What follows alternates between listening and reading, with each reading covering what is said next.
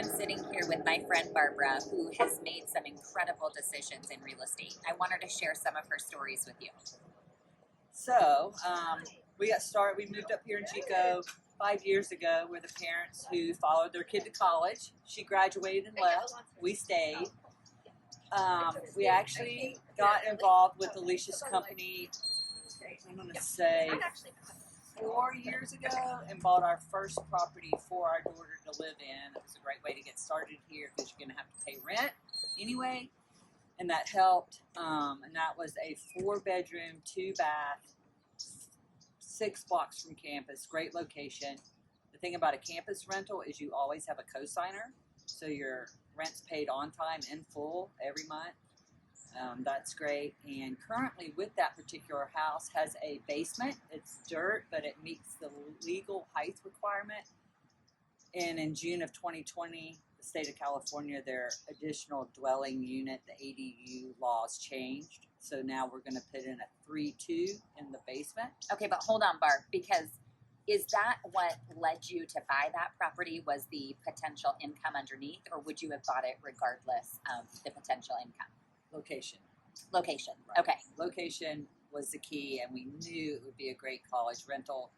And we saved, I think we were paying $625 for a bedroom for Danielle. So then when she moved in there, the equity covered her rent. And now that we're still renting it out, there's a waiting line. People want to live there. It's a great location. We keep the rents, they're probably a little bit under market because we've owned it for 4 years, and I just haven't raised it on my daughter's friends yet. When they move out, the rent's going up. But in the meantime, we did tell them one reason why we weren't raising the rent is that we were going to start construction in the Oh, that's basement. a great idea. Yeah. And we'll try to do the noisiest stuff during their breaks. And our contractor works with us, and he's great. So if anything, like, we would never try to mess them up during finals week. So we try to be conscientious about that, and maybe do the heavy stuff during winter break and then summer break. And then hopefully by the time COVID's over, we'll be ready to rent it. So I know this isn't a question on here, but you said something really exciting the minute we sat down. Yes. So we bought a house downtown, which is our preferred location, my preferred location, 6 months ago, and Zillow says it's worth 25% more today. So we've already made $70,000 in 6 months. And I can confirm that increase because our market has increased and that location is phenomenal. So we're going to jump into that a little bit because I've noticed a theme with you on every property that I've sold you. It's a great location that you and Jeff would move into if you needed to. Right. Tell me a little bit about how you... So that's the difference. My husband is all numbers. It's got to be positive cash flow. That's what he looks at. I like positive cash flow, obviously, but for me, I like the location. I think if you get the worst property in the best location and you rehab it, it will always attract good tenants. And I just feel like if you can get the right location, and you can't guarantee that your tenants are going to pay rent. It's a pandemic. A lot of that is uneasy, but being a landlord and that's personable, I do a lot of the work. I paint. I put in the floors. Her tenants call her Mama Barb, so I'll just make sure y'all know that she is an incredible landlord. And I have great tenants, and I think they would feel comfortable letting us know if they were having problems. And during the beginning of COVID, we had some tenants that thought they might have lost their job, but they didn't. But we were willing to say, well, just pay what you can for now. And we worked with them, and they're still our tenants, and they're paying, and everything's worked out great. But you have to be able to have enough money to cover a couple of months in case somebody doesn't pay, or you have to advertise for a month to get somebody in there. That type of thing. I have to say, in Chico, even it's probably since the campfire, there's more people than housing. The house that I was talking about earlier that increased $70,000 was a gut. It didn't have a kitchen. The bathrooms were odd. We were in the middle of construction and had 6 people wanting to rent. So just like coming up on the porch, knocking on the door. And the family that rented it now is a mom, a dad, a kid, and their grandpa, and all three work in the healthcare industry. And so, you know, that's easy to verify, good income, easily qualifies for the house for the rental income, and they love it. They love the house and they're so appreciative. So how many doors do you currently own? So the 7th Street property has 6 units on it. We bought one compound from Alicia. It's 3 houses with a triplex in the back. And when we bought it, you know, I've never asked any tenant to leave for a remodel or anything. So as they naturally leave, we remodel. So there are 3 remodels there and 3 that haven't been turned. And then we own a college house near campus, and then another house downtown, our condo, and then a house in Oakland. So what is your goal in the next few years of adding investment properties to your portfolio? So what we're looking for is, you know, passive income for retirement. And I think on the 6th Street house, we're working on putting an ADU in the basement, so that would actually be considered another rental unit. And we're looking for enough passive income to retire, and I think maybe one more property will do that without affecting the assets, and then the assets will go into our estate for our daughter. So it's a win-win there. So then do you have, because a lot of people, you know, when they're investing, they try to think about what it is that they're hoping to achieve. So you don't necessarily have a number of doors that you want. You have an income for retirement. What is that number? I think it's probably going to, you know, I'd like to see 200 a year passive income. Okay. Something like that. And keep investing. You know, I think every property, just keep it.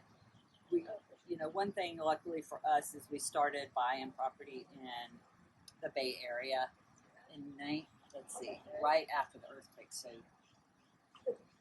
90. That was our second house, a little bit before. So 85, we bought our first house. It was a duplex. That's the only way we qualified for the loan. And we had to have PMI, which Alicia can tell you about. So you can start with not a lot of money. Just be willing to put the sweat equity in. You're at Home Depot every weekend for 2 years, and that's fine. We bought that house and used the income from that house to buy our second house. We kept the first duplex for 3 years, sold that, and then bought our third house in the Bay Area. Kept the second house as rental income. So what we did is we sold the duplex first, bought the second house, lived in the second house, bought the third house, rented the second house, and then sold the third house, moved to Chico, and took the profits from the third house to buy 9 units here. When did you know it was time to sell? Because people usually say, hold on to your real estate. So how did you make that decision? That was a tough thing. So the third house we bought was for the school district, which as a parent was paramount, and it was a well worth buy, even though my husband's still in shock over that.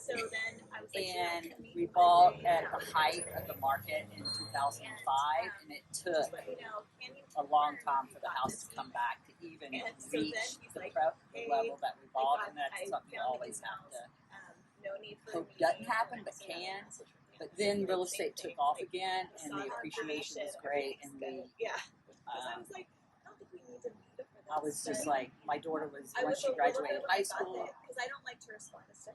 in that neighborhood, we moved back to the second house that we never sold but rented, and that was the house that we raised our kid in, knew the neighborhood, that was our family, you know, all my friends were there, it was great to move back. So the house that we had that she went to high school in, we sold, and another family moved in. It's one of the top school districts in the state, so that was you know, instead of paying for private school, we ended up getting the equity out of the house, and now here we are in Chico with however many units Alicia's willing to sell.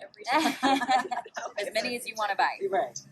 So, you know, Jeff is very smart when it comes to investing money and where to put it. What made you guys decide real estate was where you wanted to build generational wealth? I like real estate. Probably more than Jeff. He's a stock market guy. So, but after you reach a certain age, I feel like the stock market's just going to have most of your income in. I'm from the deep south, where I like the tangible asset you can touch. I was raised on a farm, and it's just, land is where the money is. And I just like that. And I was a commercial painter for years, so I did big condos and stuff. So I do all the paint and the prime and prep here. And my husband is a contractor. Not that you have to be that; it's certainly helpful, but you can learn a lot on YouTube. And most stuff is just elbow grease. Like, I know it's easy to put in a laminate floor. There's lots of easy things that you can do by yourself if you're just willing to get down on your hands and knees and do it. Absolutely. Yeah. So I feel like we've touched on this a little bit, but what's the number one thing you look for in an investment property? For me, it's location. And we're not afraid of a complete gut, burned out. We're not afraid of how bad condition the property's in, because that gives you more negotiating power after you put in your bid to come back and say, well, the roof's 20 grand. So you can always, listen to your real estate agent and what your pre-qualified loan is, and then go into contract looking for a give back. That's a good idea. What's the number one thing you stay away from? No profit. Not interested. They're not making money. There's been plenty of times I've met you at properties, and Jeff, you and I are laughing the whole time because we see Jeff's mind going and it's crunching numbers, and usually he'll get back to me within 2 hours because he has a very specific formula that he's looking for. But I would agree. I think you guys are not afraid to turn away something, even if you like it, if it's not a moneymaker. We always look for 6%. Cash flow here in Chico, you can't do that in the Bay Area. You're looking at 4.5 possibly, but 6%, and then your property, the value is increasing here because they're not building houses downtown. There's no need to build. It's a very finite. It's hard to find, and another thing that I find Lucia doesn't do, but the difference between the Bay Area market and the Chico market is, once you put an offer in, a lot of times the owner will take it. In the Bay Area, it's a 2-week, 4 days after 2 weeks, multiple bid offers, and then it's usually an overbid situation. And Jeff and I will usually come in over ask if we really want the property, so that the selling agent knows we're willing to negotiate. I feel like it's easier to buy property here. Even though it's a tight market. Yeah, we definitely don't have the mentality of Bay Area, that's for sure. How do you overcome the fear of the market turning? It's not going to turn. It's so impacted here, particularly. And if you look at the last even 100 years in California, the drop in the market has never gone below the previous drop in the market. So your house will lose value. It could lose value, but it will never lose value lower than the previous loss. I know that's kind of weird to look at it that way, but and rents have been steady. Even during COVID, I've only had one property that I manage, a condo, where they sent us a letter saying that they weren't really impacted by COVID. They just wanted to put it out there what we could give them, and they wanted a lower monthly rent on their lease. Don't do that. So what we did, because we did not want the paperwork saying that rent had been lowered, is we just gave them 1 month's free rent and told them to go to Mendocino, which they did. And therefore, your lease is still the same, right? Your lease amount is still the same. So that it would hurt the value of your home if you then said, I'm lowering my rent $150 a month. Absolutely. And once again, as a homeowner, I don't mean to interrupt. No. Once again, as a homeowner who's also managing their properties, they know me and Jeff. They know me and Jeff.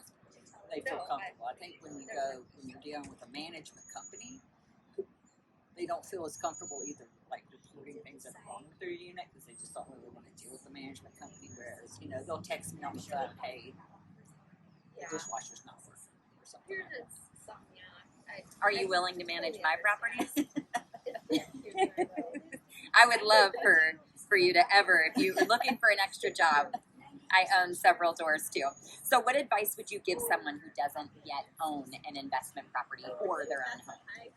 I think you always consider your first home an investment property that you live in, because what happens is you buy your first property, you live in it, you're making equity. You can use your own property as the bank. You can get a home equity loan. It will help you buy the next property. Or what we did is, you buy the worst shaped property you can live in. And we rehabbed it while we were living in it, moved out, rented that, bought the next property, did the same. So it's really, if you're not interested in working on property physically, then buy some Bitcoin. It's doing great right now. It is doing great right now. So what's your long-term vision for investing? So we're pushing 60. It's time to look at passive income. We'd like to travel after COVID, like for my husband not doing as much, so that's why we're doing it. And it's an asset for our kids. Absolutely. She put her daughter on title for her last home to start building her portfolio and getting her to understand the importance of investing in real estate. So, Barb, any last comments for our viewers? Well, I did go over my notes. Oh, perfect. I will be all over. Yeah. Totally. Do we need to send your Instagram, like DM you? I guess She'll so. do the question thing. So you just put Oh. your questions in. Yeah, you really said what do we most look for in an investment property, and it's always about the cash flow. And I think in Chico, because most properties, even downtown, you can find a nice property for under $3 1/4. And if you're looking for even a cheaper property, it's going to have more damage to it, or something like that. Like the last property, I think we paid $273, and now it's worth $360 So the post that I put out on Sunday. in 6 months. Not a bad investment. I'm not putting in the rehab costs on that, but my husband and I had a friend of ours who was an out-of-work chef, but he knew he had some training, came and lived with us, and so mostly, we did most of the work ourselves. I usually use IKEA kitchens. I think they look great. They use a local countertop person who does a engineered, like a stone engineered top. It's great. I've seen it probably half a dozen times. And it's the first time I refinished floors myself. I'll never do that again, but it looks great. And I also put in laminate floors on a lot of places. And I use Home Depot for a lot of stuff. Tile-wise, I always go simple white and gray, and maybe a flat stone in the shower, something like that. Just really clean and paint everything. What do you expect? Perfect. Yeah. Good. Well, thank you so much for sharing your tips and tricks with us. It's really fun. Well, I'm ready for another house, Alicia. Let's go. Let's go shopping.